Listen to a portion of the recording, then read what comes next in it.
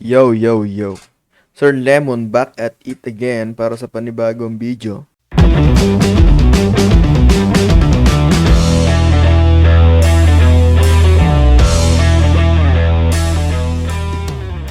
Alright. So lahat ba nakapanood na nung bagong music video ni Rosmar, yung Manalamin? Yung aw aw aw sabi niya.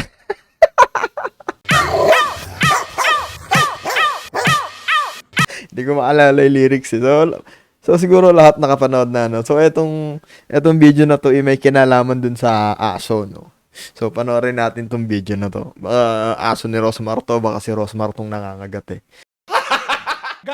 So panoodin natin tong video. Bali yung video nga pala kuha na lang to ng CCTV, no? Copy na lang to ng CCTV na binidyo yung monitor, no? Kasi hindi siguro binigyan ng soft copy yung humingi. Or pinanood lang nila yung nangyari. Pero gusto ko pa ding mag-react, ano? Pero panoorin nga muna natin kung ano talaga nangyari. Pare, sinanay kinagat ng sinugod ng aso. Uy. Yan, dito na ako tinawag eh.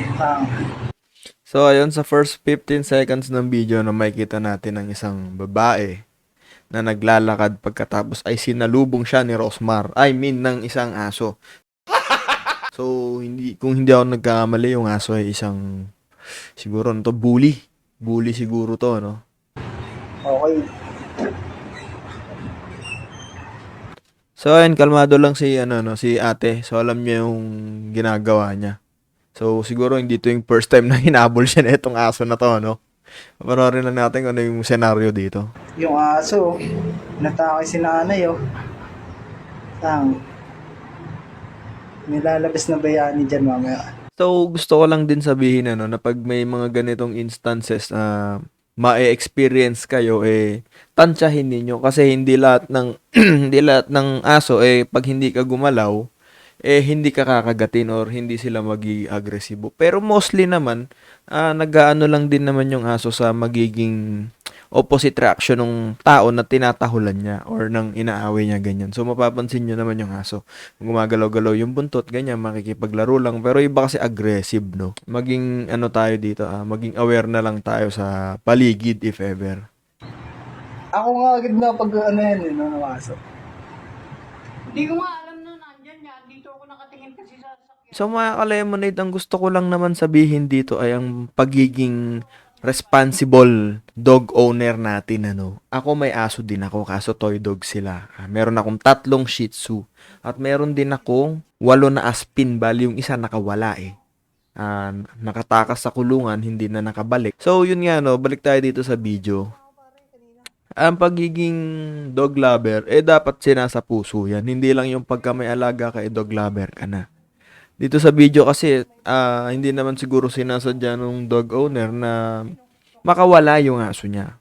Pero kung alam mo naman yung aso mo na ganyan, na nakita mo na napakatapang ng itsura ng ganyan, although hindi lahat nangangagat, no? Pero yung history kasi ng pitbull, no? Nasa family kasi ng bully yan. And so, nililigtas siya, tutulungan sana siya kasi etong guard ata is parang kilala niya yung aso. Pero sa video na to, hindi siya nakilala ng aso. Siguro iba yung amoy niya ng time na yan. So, yun lang naman, ang gusto ko lang ipaalala sa mga dog owner, dog lover, mga ganyan. Sana maging dobleng responsible tayo. So, ang nakakainis dito mga ka-lemonade ay eto. Tignan nyo mga ka-lemonade. Yung nag-upload ng video, alam ko ni-re-upload lang niya to. Nag-PM daw sa kanya yung may-ari ng aso. Ito yung sinabi sa kanya. Well, hindi ninyo mabasa yan, kaya i-zoom pa natin. Eto, mga ka-lemonade. Sabi nung may-ari daw to nung aso. Ayos pinagkakitaan mo yung video ng aso namin. Alam mo ba buong istorya niyan? Nakatali yan at nakawala. Di naman yun aatake sa gwardiya kung di niya tinadyakan. Gusto mo isampal ko sa'yo yung copy ng CCTV namin para malaman mo nangyari. Kung sino ka mang dog owner ka, yung pinanood ko yung buong video, tong buong video, hindi siya sinipa nung gwardiya. Yung gwardiya ay dumating, lumapit yung gwardiya kasi nag-aakala siya na makikilala siya nung aso mo. Yung aso mo na hindi mo tinali, dapat ikaw ang tinatali approaching pa lang, biglang aggressive na yung aso mo. Ayan. Yung sinasabi mong tinadyakan siya ng gwardiya, aminado yung guard dito, no, maririnig mo sa background, no, nagsasalita yung guard na sinabi niyang na-uppercut niya, nasipa niya yung aso mo. Hindi niya sinasadya. Well, kung pwedeng pagpalitin kayo ng posisyon ng aso, ikaw na lang sana yung nasipa sa panga. Yung aso mo nakatali, nakawala. Kung bakit ba naman kasing yung gate ninyo ay laging nakabukas? O wala ba kayong gate? Ikaw na nakaperwisyo, ikaw pagalit, no? Kung sino ka mang dog owner ka, no? Sana hindi mangyari sa ito, no? Ikaw na yung mali, ikaw pa yung galit, no? Sana makarating sa'yo tong video na ginawa ni Sir Lemon. At sana ay may mapulot kang aral dito. Hindi masama mag-sorry, ano? Isang sorry lang, ha? At yung nag-upload na itong video ay walang balak ipahiya ka o kahit anumang gawing sa'yo. Hindi kanila balak gawing bigyan ng kahihiyan o ng kahit anumang paninisi, no? Ako lang ang naninisi sa'yo dahil nakita ko ikaw pa yung galit. Ikaw na nga yung may kasalanan. Inosente tong aso na to, kulang lang sa training, no?